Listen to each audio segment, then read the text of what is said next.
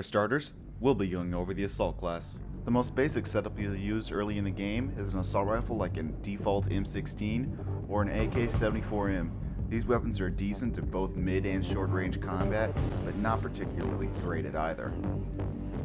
Personally, I'd go with the M16A4. It's very dynamic and can be used for long or short range. For short range, I'd go with the holographic sight. Little circle really helps over the other scopes, such as the red dot sight. With a foregrip, there's much less recoil.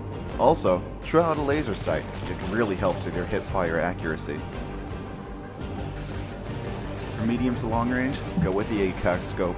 As for shooting at this range, the farther the enemy is, you just want to tap the trigger to reduce recoil.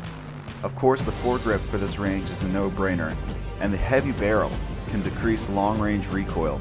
But watch out, don't go full auto or your recoil will go all over the place. Just remember, tap the trigger, use single shots. Next up, we've got Recon. The SV98 is a great sniper you may recognize from Call of Duty 4. It's bolt action, accurate, and packs a punch. Always go for the head. If you hit them in the chest, they'll know you're trying to kill them and run away or maybe even try to kill you. Just get the headshot and be done with it. Practice makes perfect. Also, keep in mind, if you're spotting, try not to use your scope.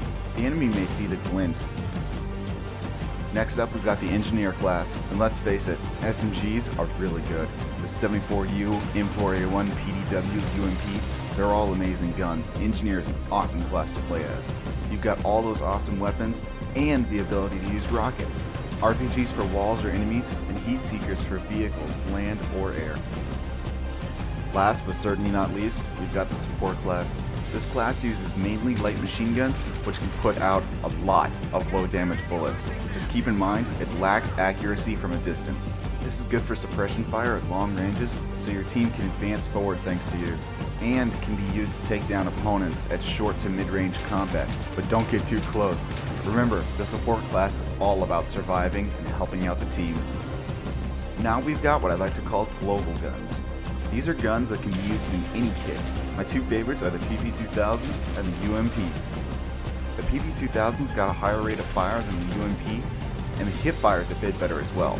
On the other hand, the UMP can do more damage close up and can do better long range if the firing mode is switched to single shot.